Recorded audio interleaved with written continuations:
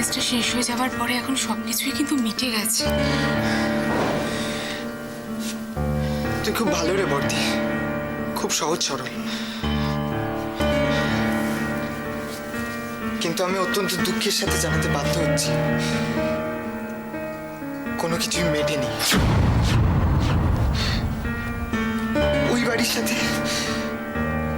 আমাদের বাড়ির দূরত্বটা থেকেই যাবে, কোনোদিনও মিটবে না, কোনোদিনও না। সুজন, একটা কথা বোঝার চেষ্টা কর। ওরা যেমনই হোক, ওরা আমাদের আত্মীয়। সুজন, জানি দাদা, কিন্তু মানতে পারি না। প্রদীপ, সৈকতের ভাই কিন্তু খুব ডেঞ্জারাস একটা ছেলে। এমন কোনো কাজ নেই যাও করতে পারে না। তুই তুই একটু সাবধানে থাকিস। অপু, তুই ওর এই কথাগুলো কান্দিস না তো। দেখ প্রদীপ, আমি ওদের সমালোচনা করতে চাই না। আমি তোর ভাই হিসেবে তোকে শুধু সাবধান করলাম। অন্যের উপর আশা করে ভরসা করে শুধু শুধু কেন ঠকবি বল? বরং তার থেকে ভেবে নে না, যা করতে হবে আমাদেরই করতে হবে। শুধু তুই পাশে থাকিস।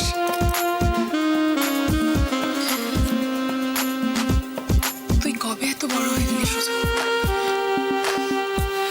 দাদা, দেখেছিস আমাদের এই ছোট্ট ভাইটা কত বড় হয়ে গেছে।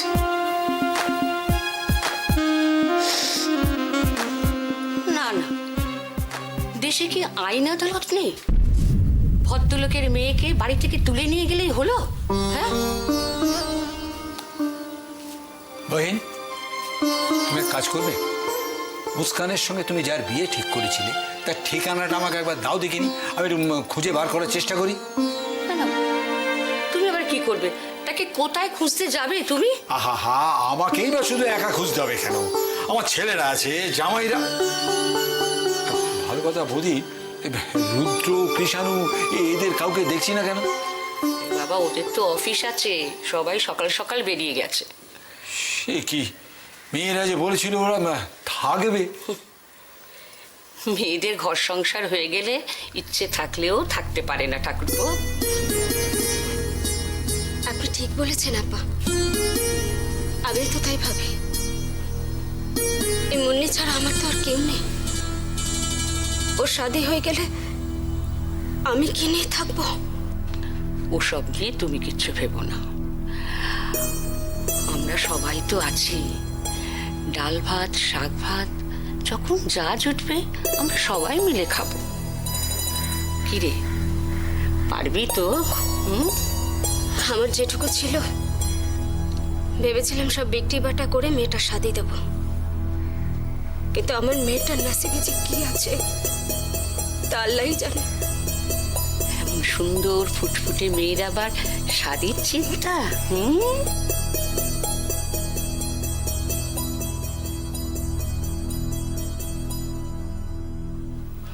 আব্বা, আজ ওর আব্বা যদি এখানে থাকতো তাহলে কেউ শাদী নিয়ে আমি এত ভাবতাম। কিন্তু এই বয়সের মেয়ে নিয়ে কি এইভাবে বসে থাকা যায় বলুন? তুমি এত চিন্তা করছো কেন? আমরা তো সবাই আছি, আমরা সবাই মিলে ওর বিয়ে দেব। আল্লাহ আমাদের মা মেয়েকে আপনাদের কাছে নিয়ে এসেছে আব্বা। মানছি সুজন, জীবনে অনেক মন্দ, অনেক অবাঞ্ছিত ব্যাপার আছে, তা বলে নিজের জীবনটাকে তেতো করে ফেলিস না প্লিজ। তুই জানিস না বর্দি, এই গজিন ঘোষ এই লোকটা যখন তখন আমাদের বাড়িতে এসে হুমকি দিয়েছে। সুজন, আমায় বলতে দে, যখন খুশি দাদার দোকানে গিয়ে দাদাকে নানাভাবে টর্চার করে। কেন বলতে পারিস? মানে তোর কি মনে হয় বর্দি, এই গজেন ঘোষের মতো লোক, এই মানুষটা আমাদের মতো সাধারণ মানুষকে এমনভাবে টর্চার করছে শুধুমাত্র গায়ের জ্বালা মেটানোর জন্য? না, এর পেছনে ইন্ধন দিচ্ছে অন্য কেউ।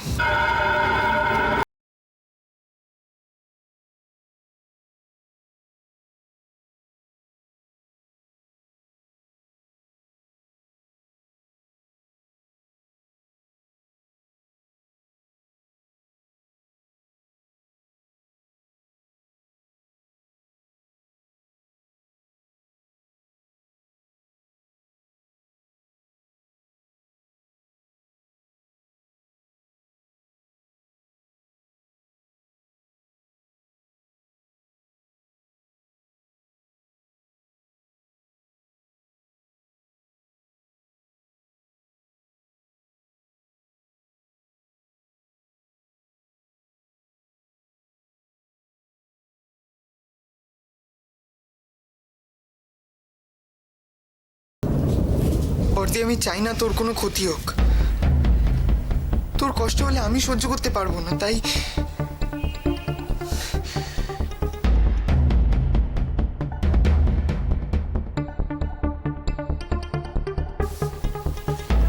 দাদা তোকে একটা কথা বলবো।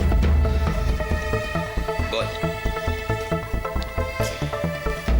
ইদানিং যে ঘটনাগুলো ঘটছে সেগুলোকে খুব ছোট করে দেখিস না। আমার মনে হয় তুই ঘটনাগুলো একবার ইরফানদাকে জানা।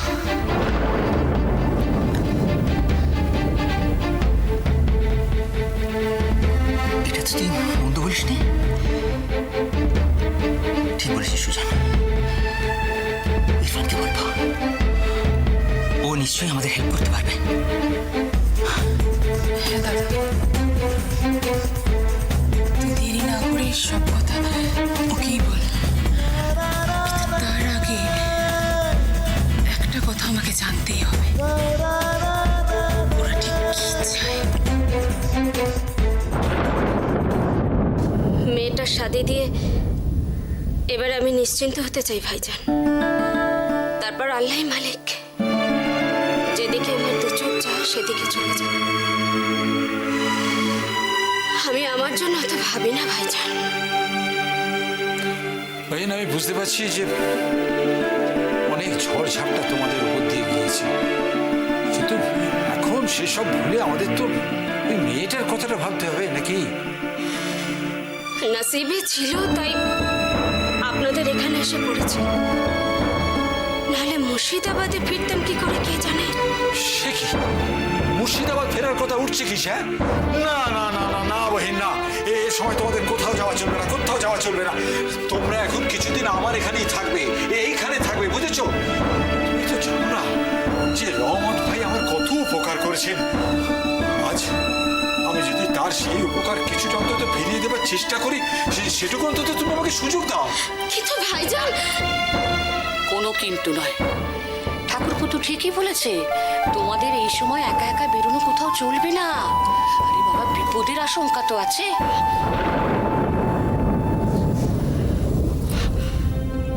মুন্নি, ভাইজান, মুন্নি, মুন্নি, কি হলো ভাই? ভাই তুমি এত চিন্তা করছো কেন? মুন্নি কোথাও আছে, বাচ্চা মেয়ে বাড়ির মধ্যে কোথাও ঘুরে বেড়াচ্ছে। তুমি কেন ভাবছো বাহিন? হ্যাঁ, তুমি তো একটা পরিবারের মধ্যে আছো। আমরা বাড়িতে এত মানুষ রয়েছে, তোমার কোনো চিন্তা নেই। আমরা সবাই তোমার মুন্নিকে দেখবো। মুন্নি তো তোমার একার নয়, মুন্নি আমাদের সকলে।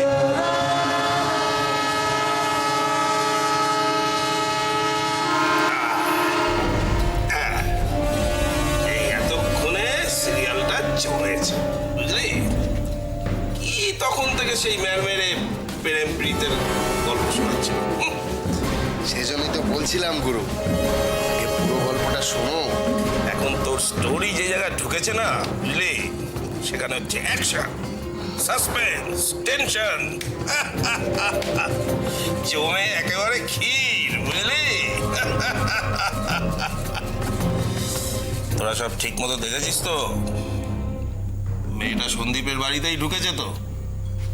100% শিওর দাদা, আমরা পুরো পাড়া ছানবিন করেছি, কোথাও নেই। বাবা সন্দীপ এবার কোথায় যাবে বাবা? এবার তো একেবারে মহিলা ঘটিত কেস। শোন, এই সব ভালো করে শোন, মৈত্র বাড়িতে কড়া নজর রাখবি। দেখিস এখান থেকে ও যেন পাখি আবার ফুরুত না হয়ে যায়। সবাই ওইদিকে নজর রেখেছে দাদা। তুমি যদি বলো মালটাকে তুলে নি। দাঁড়াও দাঁড়াও চাঁদু, দাঁড়াও। তারা কিসের? হ্যাঁ, ওয়েট করো, ওয়েট করো। স্টোরিটা আর একটু ভালো করে জমুক, কি বলিস? तब आएगा कहानी में ट्विस्ट।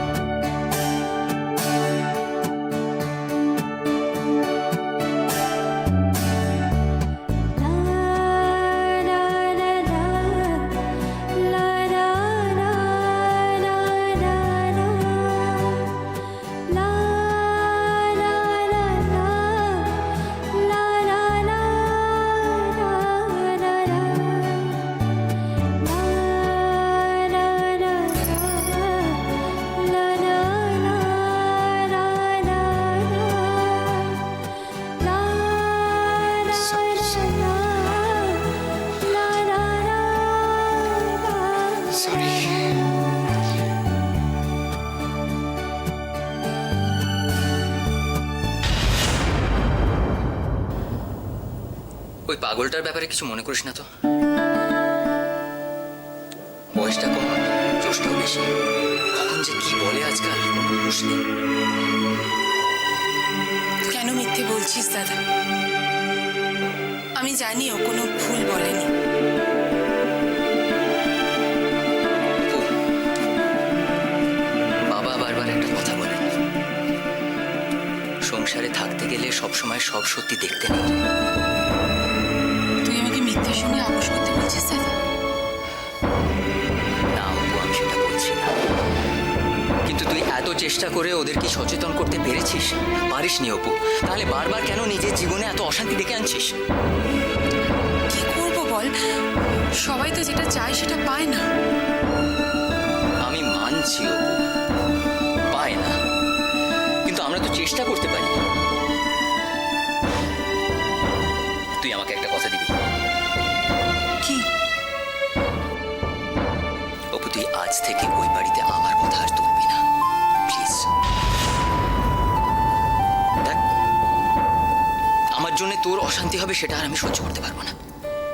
কটা বাজে সেই খেয়ালটা আছে? তুমি? যাবে না? হ্যাঁ এই সত্যি তো অনেক রাত হয়ে গেছে রে। যা যা, তোরা এগিয়ে পড়। হ্যাঁ, আমি একবার একটু সবার সঙ্গে দেখা করে আসি। যাও। সৈকত, আমার একটা অনুরোধ রাখবে। হ্যাঁ বলো না। আমার বোনটাকে একটু দেখো। ও মুখ বুঝে অনেক কিছু সহ্য করে।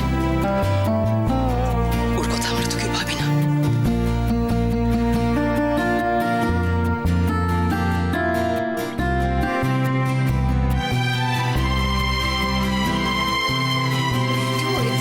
কোনো কান্নাকাটি নেই, কিচ্ছু নেই। তোকে ছাড়তেই চাইছ? সত্যি ওর কোল থেকে একদম আসতে চাইছিল।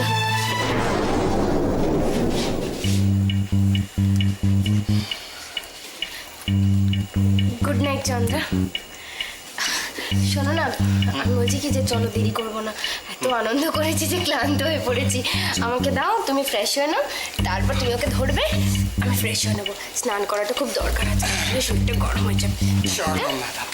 দাঁড়াও।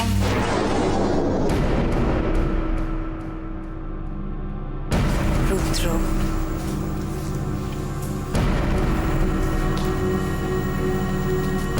শিলিগুড়ি প্রজেক্টটা আমার অফিসে এখন এসে পৌঁছয়নি কেন? প্রজেক্টটা রিপোর্ট করনি কেন? আজকাল দেখছি তুমি তোমার পার্সোনাল কাজ নিয়ে একটু বেশি ব্যস্ত হয়ে যাচ্ছ রুদ্র, which is not good. তোমার হয়তো মনে নেই যে কোম্পানিটা আমার বাবার আর নেই। কোম্পানিটা এখন আপনার। সেটা এত সহজে কি করে ভুলে যায় বলুন তো? আর আমার পার্সোনাল লাইফে আমি কি করব সেটা একান্ত আমার ব্যক্তিগত ব্যাপার। আচ্ছা তাই বুঝি। অবভিয়াসলি প্রজেক্ট রিপোর্টটা জমা দেওয়ার দিন কাল, আজ নয়। আর নির্দিষ্ট সময়ের আগে কাজটা করার দায়িত্ব যেরকম আমার, ঠিক সেরকমই আমার কাজের পর আমি কোথায় যাব, কি করব, সেটাও একান্ত আমার ব্যক্তিগত ব্যাপার। তোমাকে ঠিক এইভাবেই রুখে দাঁড়াতে দেখতে চাই। সত্যি আজ তোমার স্ত্রী হিসেবে আমি গর্বিত। এটা তো অ্যাটলিস্ট আপনার মনে রাখা উচিত ম্যাডাম চন্দ্রা চৌধুরী। চলো দোল, অনেক রাত হয়ে গেছে। চলো।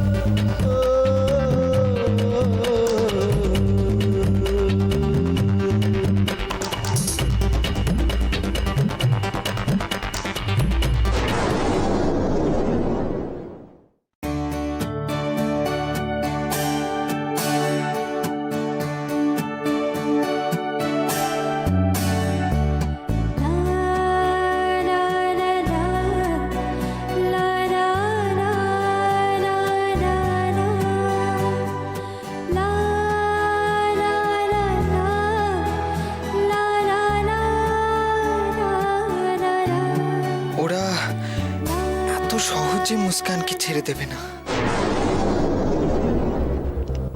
কি করব? কি করে বাঁচাবো ওকে?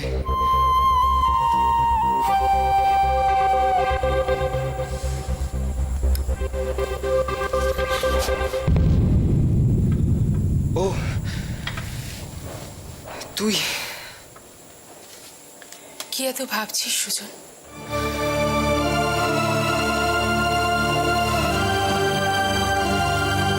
প্রদীপ কেন বলতো প্রত্যেকটা অনুষ্ঠানের পর আমাদের বাড়ির ইট পাথরগুলো বেরিয়ে পড়ে?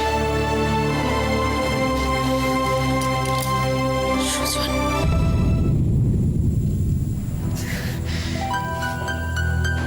সবার জন্য খুব চিন্তা হয় রে বর্দি। যদি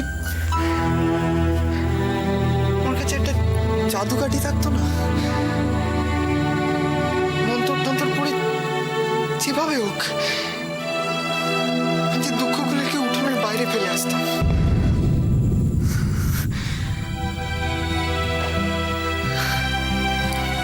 মা, জেঠি, বাবা সবাই কত আনন্দে থাকতো সারা জীবন। কেন আমি কারোর কোনো রকম হেল্প করতে পারি না রে? কেন তুই একা একা এত কথা কেন ভাবছিস? তুই কি একা নাকি? আচ্ছা, আমার শ্বশুর বাড়ি কি বললো না বললো, কিন্তু আমাদের সম্পর্কটা মিথ্যে হয়ে যাবে সুজন। না বর্দি, কখনো না। তাহলে কথায় বলে না, 5 ভাই একসাথে মারছে খুশি, খাচ্ছে ভাত। একদম ঠিক বলেছিস বর্দি। হাতের 5টা আঙ্গুল একসাথে হলে তখনই উঠে চলে আসে। পারবো না আমরা 5 ভাই বোন একসঙ্গে যে কোনো অশুভ শক্তির মোকাবেলা করতে পারবো না সুজন।